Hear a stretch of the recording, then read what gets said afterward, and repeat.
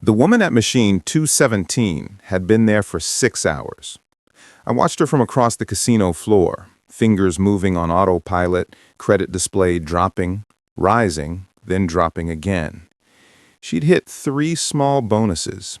Each time her eyes lit up. Each time she fed it all back in.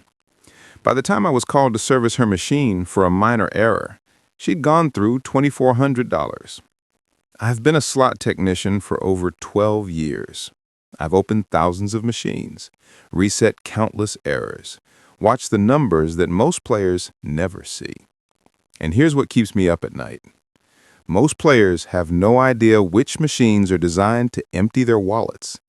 They think all slots are created equal. They believe luck is the only factor. They trust that the bright lights and exciting sounds mean they're getting a fair shake. They're wrong. Not all machines are rigged. That's not what I'm saying. Every slot machine in a licensed casino operates within legal parameters. The random number generator is truly random. The Gaming Commission ensures fairness. But here's what most players don't realize. There's a massive difference between legal and player-friendly. A slot can be perfectly fair while simultaneously being one of the worst bets on the casino floor.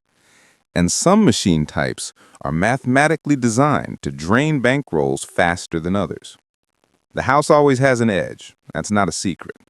But the size of that edge varies dramatically depending on which machine you're sitting at. I've seen players camp out at penny slots thinking they're being conservative, not realizing they're playing one of the worst return-to-player percentages in the building.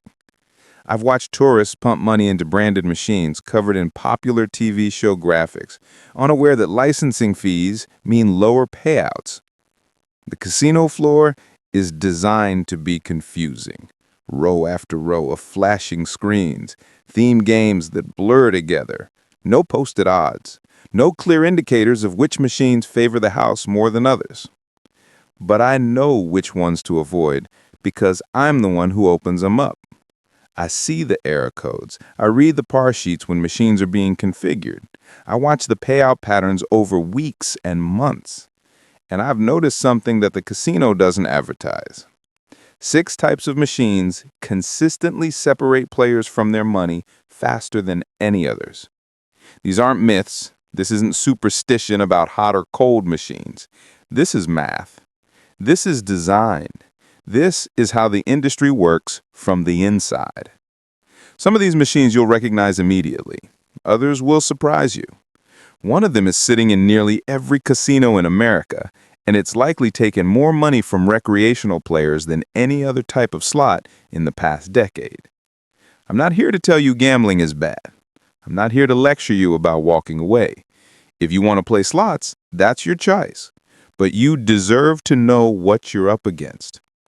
Over the next several minutes, I'm going to walk you through the 6 machine types that will empty your wallet faster than you think. I'll explain why they're designed the way they are, what the casino knows that you don't, and what to look for before you sit down and insert your card. Because knowledge is the only real advantage a player has. Let's start with the most deceptive one of all. The machine says penny slots. You see it right there on the screen. 1 cent, the lowest denomination available. It feels safe, conservative, a way to make your money last. But here's what the machine doesn't tell you. That penny is a lie. Not technically, not legally, but practically speaking, no one is actually betting 1 cent per spin, and that's exactly how these machines are designed. Modern penny slots have 40, 50, sometimes 80 pay lines. To activate all of them, you're not betting 1 cent. You're betting 40 cents, 50 cents, sometimes $3 per spin. And even then, you're playing one of the worst bets in the casino floor. Let me explain something about how slot machines are programmed. Every machine has a return to player percentage, called RTP. This is the amount the machine is designed to pay back over millions of spins. On the Las Vegas Strip, the average penny slot has an RTP of around 88 to 90%. That means the house edge is 10 to 12%. Compare that to dollar slots, which typically run 93 to 95% RTP. or $5 slots at 96 to 97%. The difference seems small, but over time, it's devastating. Let's say you're betting $1 per spin on a penny slot. At 600 spins per hour, you're putting $600 into action. With a 10% house edge, you're losing $60 per hour on average. That same dollar on a higher denomination machine cuts your expected loss nearly in half. But here's the truly insidious part. Penny slots are designed to feel like you're winning. They have something the industry calls a low volatility structure. This means frequent small wins, lots of 5-cent and 10-cent payouts, constant reinforcement that makes your brain release dopamine. You'll hit something on maybe 30 to 40% of spins. Your credit meter goes up, you hear the celebratory sounds, the screen lights up. But if you actually track the math, most of these wins are less than your bet. You wagered 50 cents. You won 30 cents. The machine celebrates like you hit a jackpot, but you just lost 20 cents. The industry has a term for this. They call them losses disguised as wins. And penny slots are built on them. I've serviced machines where a player sat for 4 hours, thinking they were breaking even, maybe down $50. When I checked their card tracking data later, they'd actually lost $300. The constant small wins masked the steady drain. There's another problem with penny slots that most players never consider. The entertainment value comes at a cost. These machines have elaborate bonus rounds, multiple levels, free spin features, progressive jackpots, animated characters that dance across the screen. All of that costs money to develop. Someone has to pay for the licensing if it's a branded game. Someone has to pay for the complex graphics and sound design. That someone is you. The more entertaining a slot machine is, the lower the RTP tends to be. The casino has to recoup those development and licensing costs somehow. They do it by increasing the house edge. So the very thing that makes penny slots attractive is the same thing that makes them expensive to play. But here's what bothers me most about penny slots. They target the wrong players. People sit down at these machines thinking they're being financially responsible, thinking they can stretch their bankroll, thinking penny slots are the safe choice for someone with a limited budget. When in reality, they'd be better off playing fewer spins on a higher denomination machine with a better RTP. A player with $100 to spend could make 400 spins on a penny slot at 25 cents per spin. Or they could make 100 spins on a $3 real slot at $1 per spin. The dollar machine would give them a better expected return. They lose less money on average. But the penny slot feels safer because the denomination is lower. That psychological trick is worth millions to the casino industry. I'm not saying never play penny slots. If you genuinely enjoy the entertainment value and the bonus features, and you understand what you're paying for, that's fine. But don't sit down at a penny slot machine thinking you're being conservative with your money. You're not. You're playing one of the worst bets on the floor, wrapped in bright colors and fun sounds, specifically designed to make you forget that fact. The casino knows this. The slot manufacturers know this. The Gaming Commission's public reports show it clearly in the hold percentages. But most players don't know it. And the casino is happy to keep it that way. Now, if you think penny slots are bad, wait until you hear about the next machine type, because this one actually posts a sign claiming it pays back more than it does. You've seen the signs. Big, bright, impossible to miss.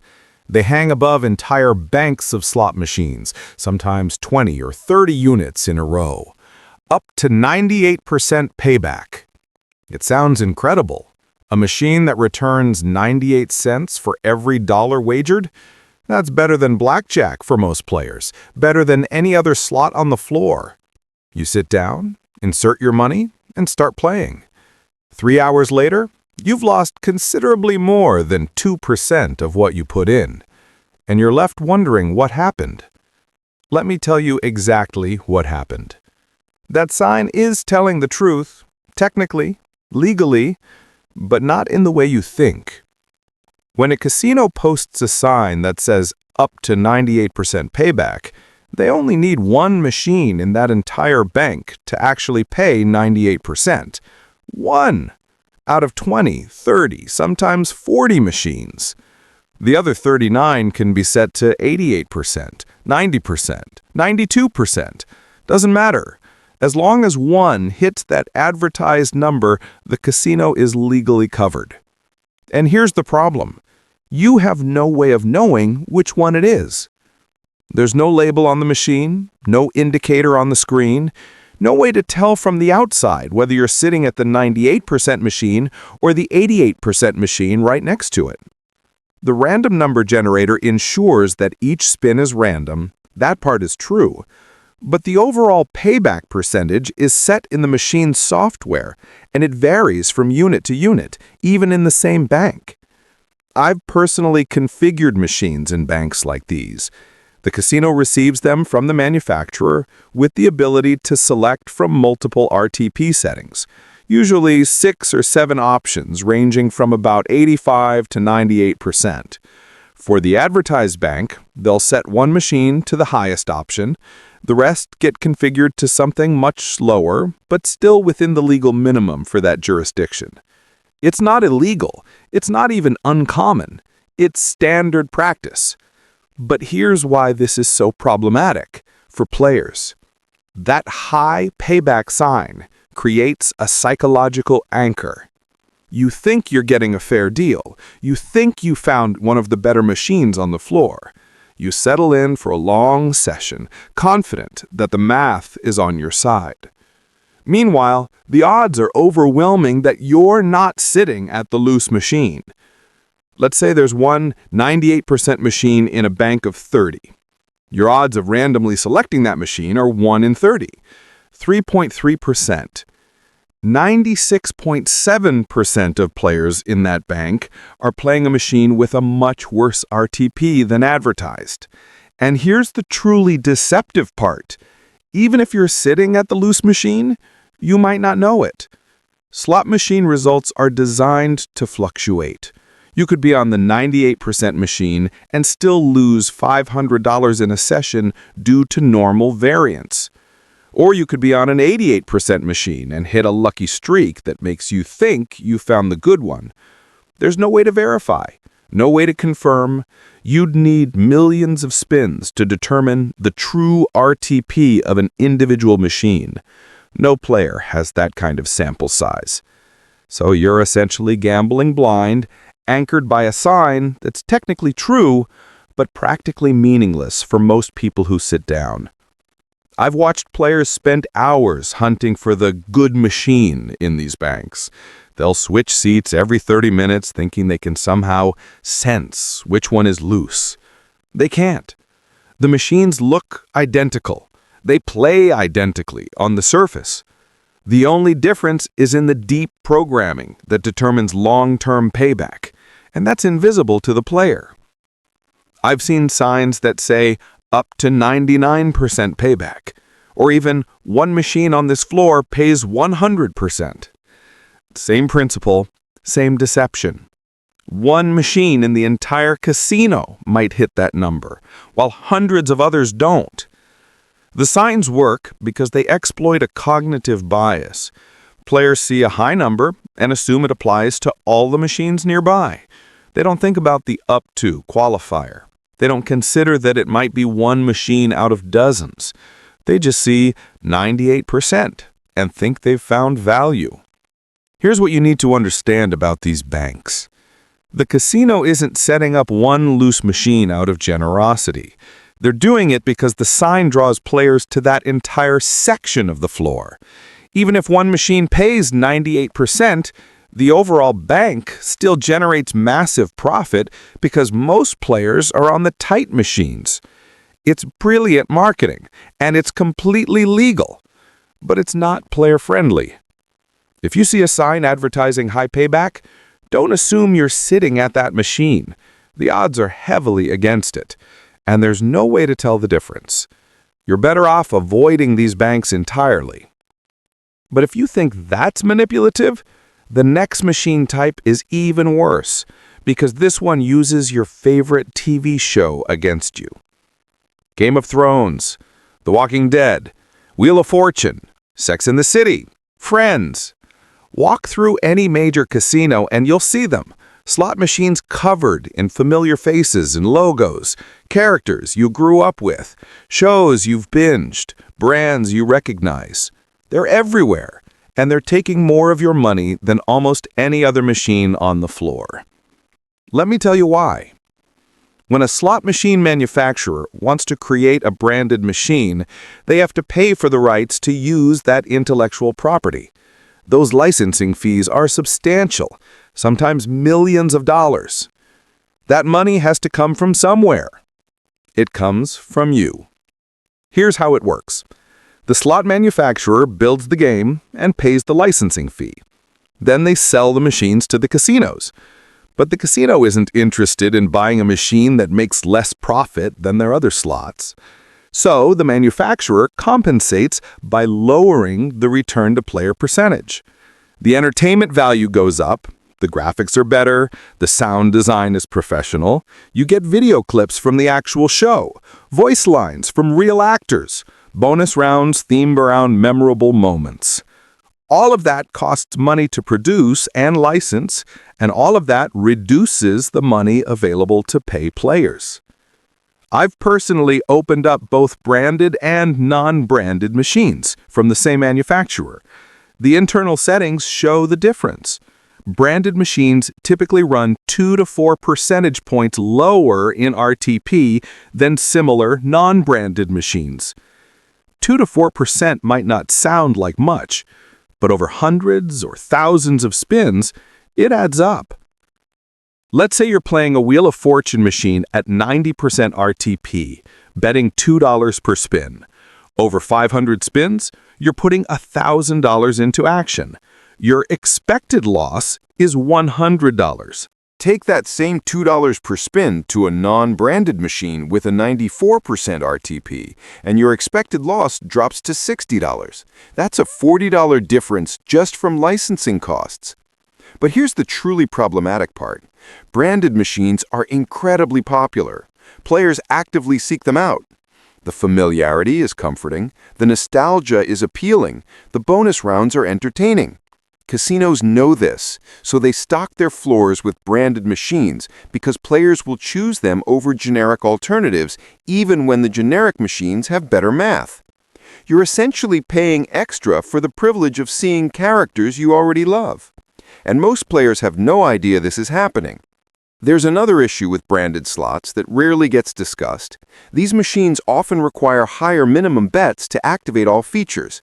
You'll sit down at a Game of Thrones machine and discover that to unlock the progressive jackpot or certain bonus rounds, you need to bet $2 or $3 per spin, sometimes more.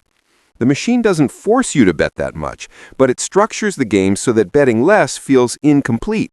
You're missing out on the best features, the big jackpots, the moments that made the brand exciting in the first place. So players bet more than they planned because they want the full experience, and the casino quietly profits from the increased action. I've watched this play out thousands of times. Someone sits down planning to bet 50 cents per spin. They realize they can't access the full game at that level. They bump it up to $2. Their bankroll evaporates 3 or 4 times faster than they expected. But they feel like they got the authentic branded experience, so they convince themselves it was worth it. Here's something most players don't know. The licensing deals for these machines often include minimum purchase requirements. A casino might have to buy 20 or 30 units of a branded machine just to get them on the floor. That's a massive investment. The casino needs to recoup it. They do that by placing these machines in high-traffic areas and relying on brand recognition to draw players. And it works. I've seen players walk past rows of higher RTP machines just to play the friend slot at the end of the aisle. They don't check the math. They don't compare options. They see Rachel and Monica and sit down.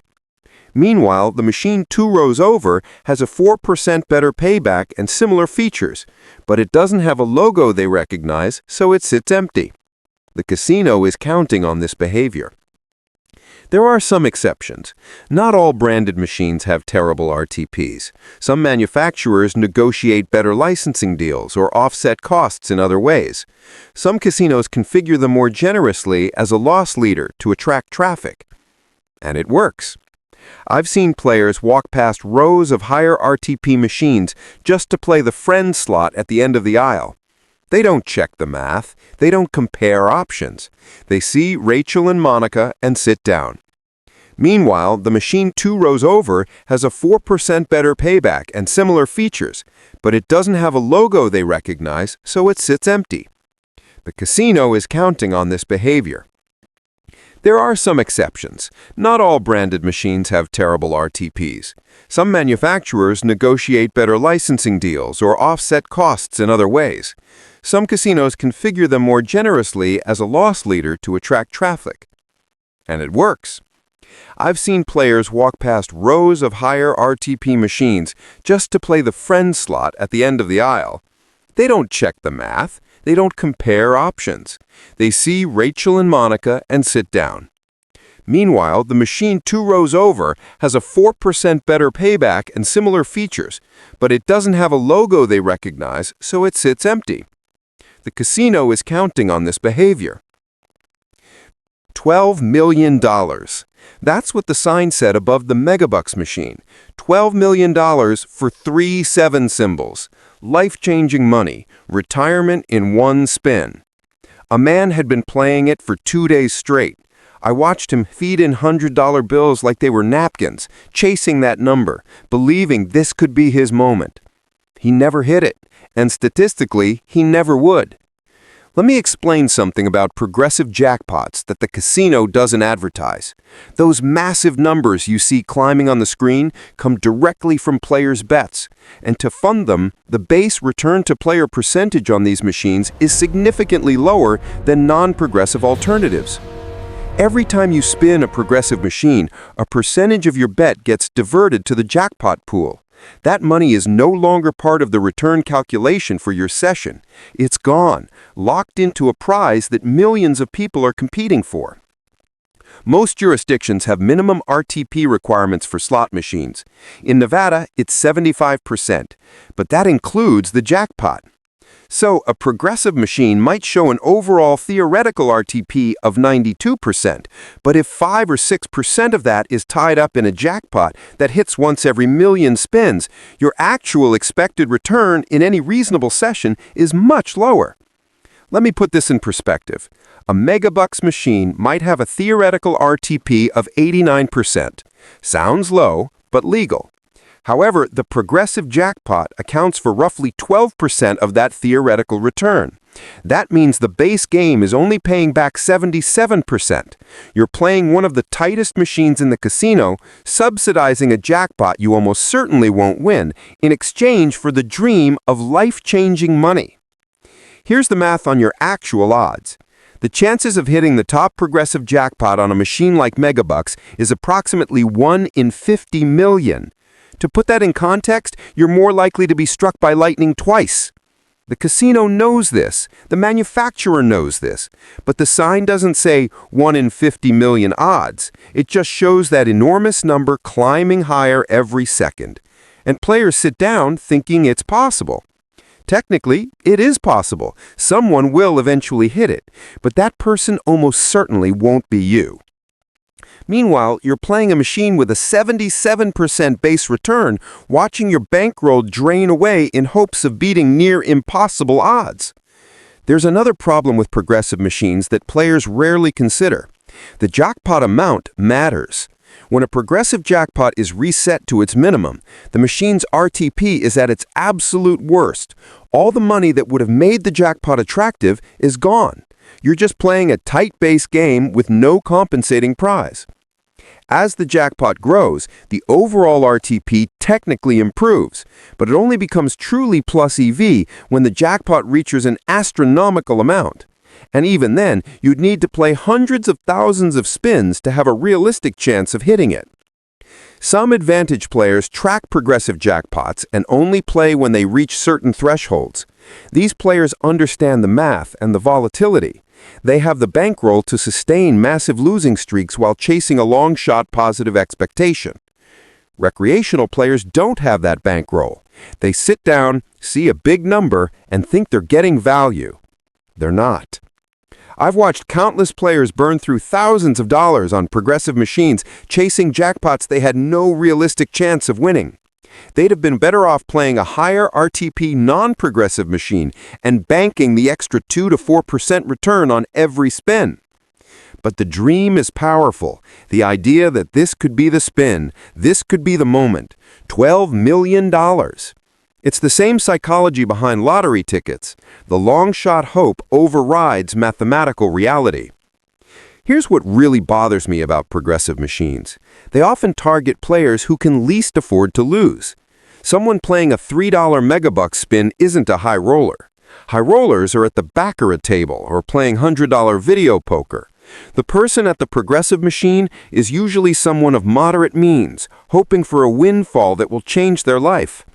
And the machine is designed to take their money while keeping that hope alive.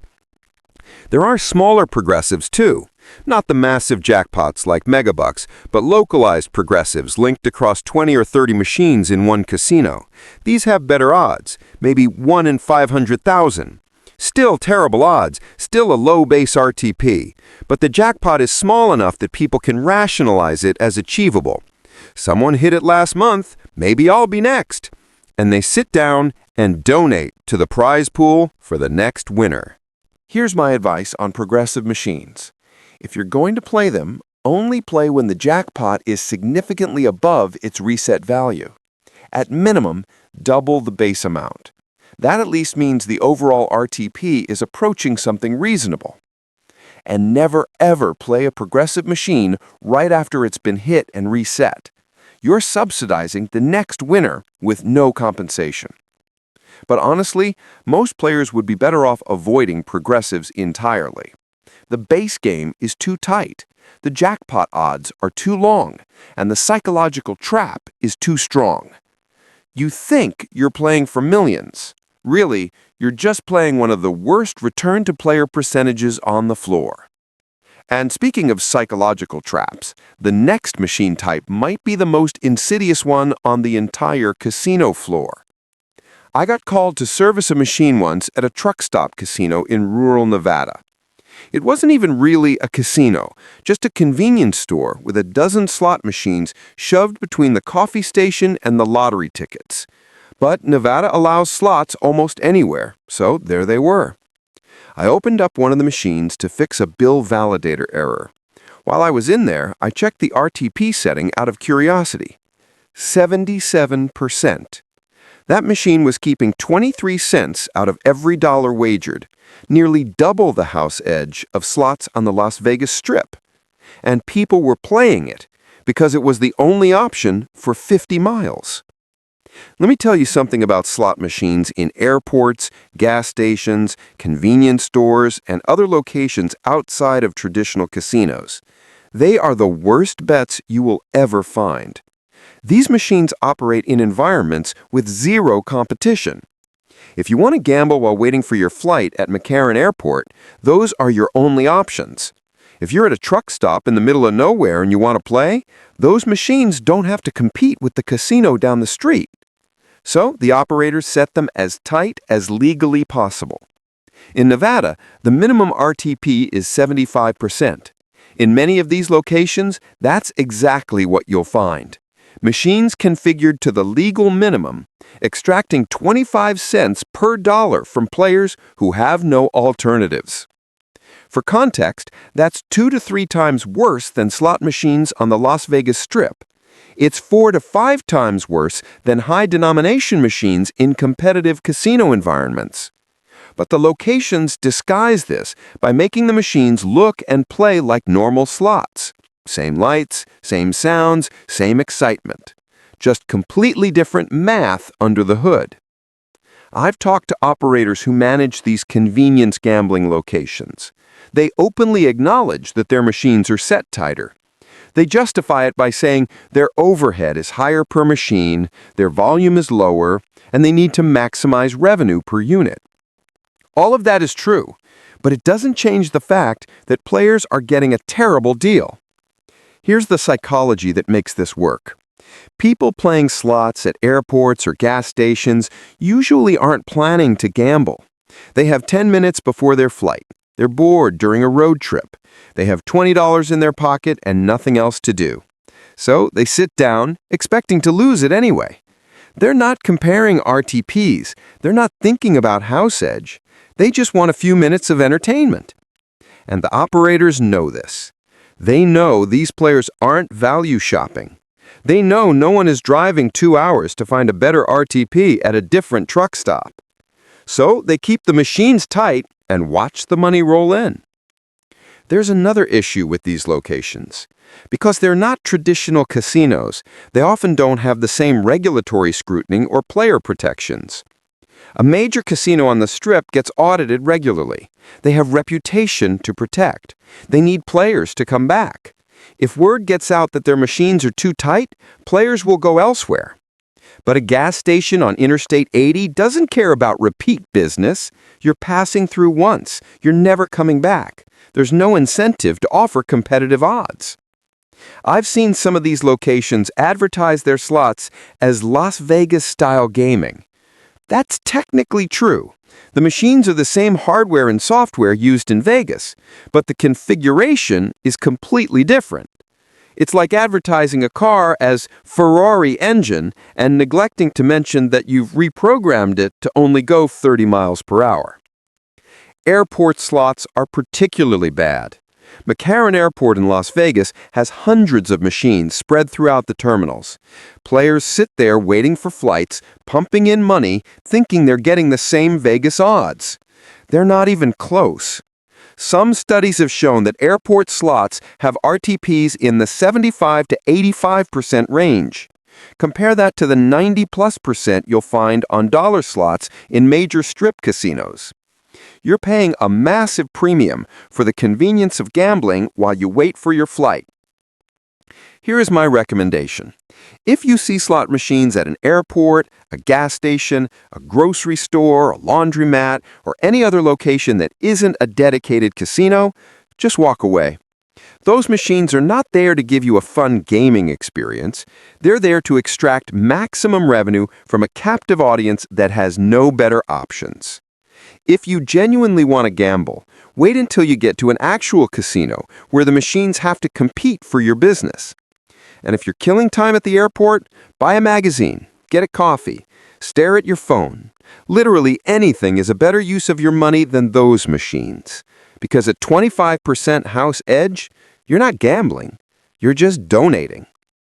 But there's one more machine type we need to discuss, and this one might surprise you because it's not what you think. The newest machines on the casino floor look like something from a spacecraft.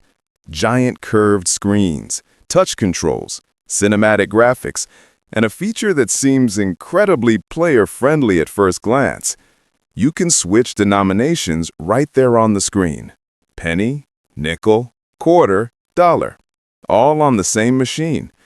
It seems convenient.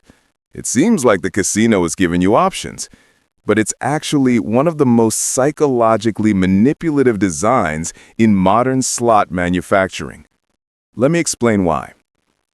When slot machines were single denomination, you made your choice before you sat down.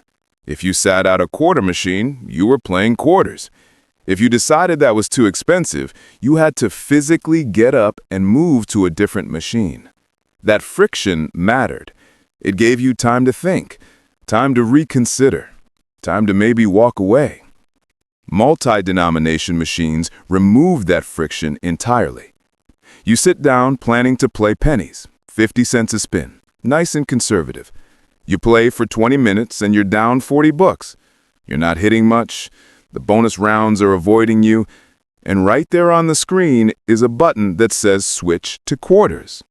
You think maybe quarters will hit better. You know that's not logical, but the thought is there anyway, so you tap the button.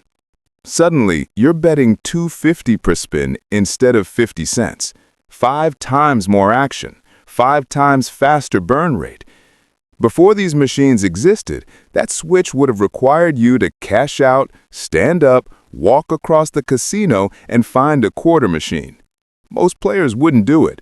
The physical barrier was enough to prevent the impulse. Now there's no barrier at all. Just a button tap, and you've quintupled your risk. I've watched players escalate through denominations like they're climbing a ladder. Start at pennies, lose for a while. Switch to nickels, lose some more. Jump to quarters, keep chasing. The machine makes it feel seamless, natural, like it's just another option to explore. But here's what's really happening. You're dramatically increasing the amount of money you're putting into action, likely without adjusting your mental budget. You sat down planning to spend $100. At 50 cents a spin, that's 200 spins, enough for an hour or two of entertainment. But once you switch to quarters at $2.50 per spin, that same $100 is only 40 spins. You'll be done in 10 minutes. Most players don't do that math in the moment. They just know they're not winning on pennies, so maybe a different denomination will feel better. It won't. The denomination doesn't change your odds, but it will empty your wallet faster. There's another problem with these machines. They often display your balance in credits instead of dollars. So you're playing quarters and your balance says 400 credits. That feels like a lot.